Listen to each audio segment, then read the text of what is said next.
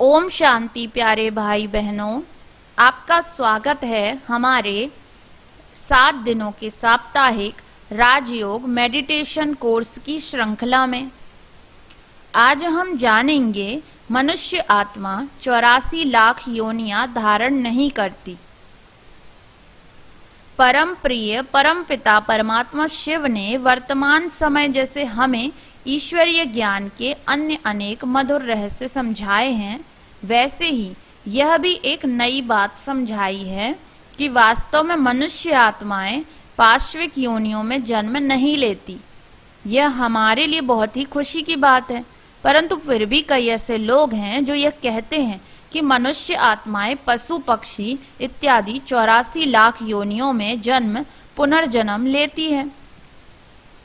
वे कहते हैं कि जैसे किसी देश की सरकार अपराधी को दंड देने के लिए उसकी स्वतंत्रता को छीन लेती है और उसे एक कोठरी में बंद कर देती है और उसे सुख सुविधा से कुछ काल के लिए वंचित कर देती है, वैसे ही यदि मनुष्य कोई बुरे कर्म करता तो उसे उसके दंड के रूप में पशु पक्षी इत्यादि भोग योनियों में दुख तथा परतंत्रता भोगनी पड़ती है।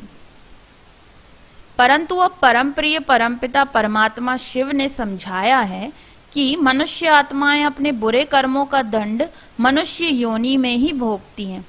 परमात्मा कहते हैं कि मनुष्य बुरे गुण कर्म स्वभाव के कारण पशु से भी अधिक बुरा तो बन ही जाता है और पशु पक्षी से अधिक दुखी भी हो जाता है, परंतु वह पशु पक्षी इत्यादि योनियों में जन्म नहीं लेता।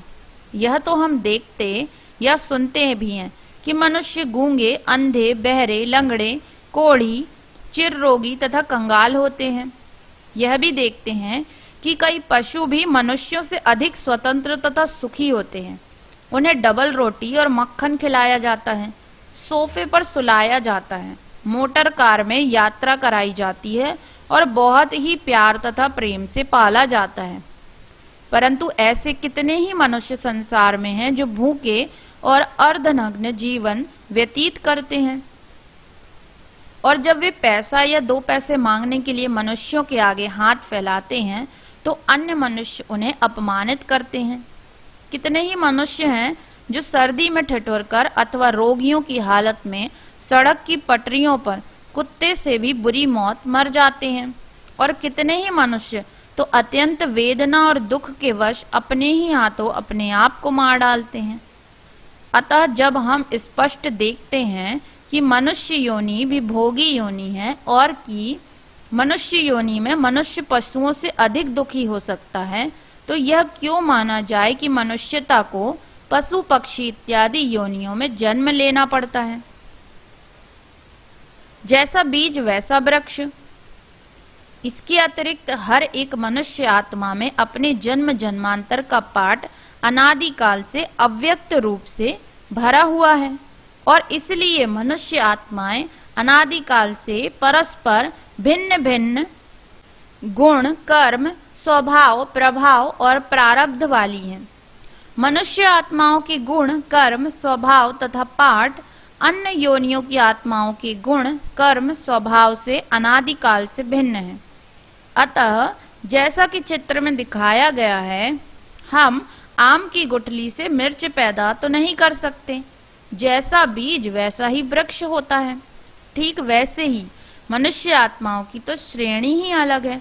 मनुष्य आत्माएं पशु पक्षी आदि 84 लाख योनियों में जन्म नहीं लेती हैं, बल्कि मनुष्य आत्माएं सारे कल्प में मनुष्य योनि में ही अधिक से अधिक 84 जन्म पुनर्जन्म लेकर अपने अपने कर्मों के अनुरूप सुख दुख भोगती हैं।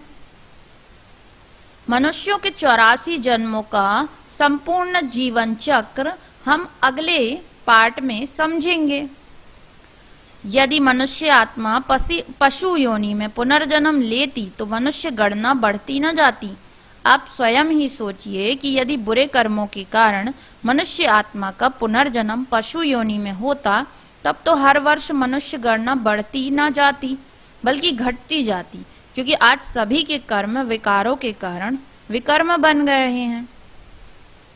परंतु आप देखते हैं कि फिर भी मनुष्य गणना बढ़ती ही जाती है, क्योंकि मनुष्य पशु पक्षी या कीट पतंग आदि योनियों में पुनर्जन्म नहीं ले रहे हैं। तो अब हम अगली श्रृंखला में जानेंगे कि मनुष्य के 84 जन्म कैसे होते हैं। अच्छा, ओम शांति। आप दृष्टि यूं ही देते रहो बाबा, आप दृष्टि यूं ही देते रहो बाबा, सुख सागर में गहरे उतर जाऊं, सुख सागर में गहरे उतर जाऊं। हूँ पल के ना पल भर बंद मेरी, हूँ पल के ना पल भर बंद मेरी, इन लहरों को दामन में भर जाऊं, इन लहरों को दामन में भर जाऊं। आप दृष्टि यूं ही देते रहो बाबा।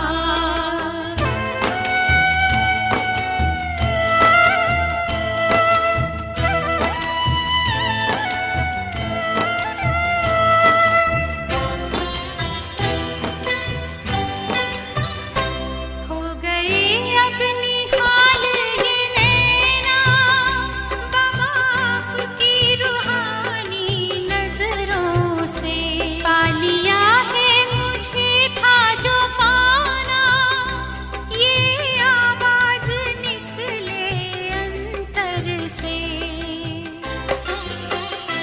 आप शक्ति यूं ही भरते रहो बाबा, आप शक्ति यूं ही भरते रहो बाबा, इस देह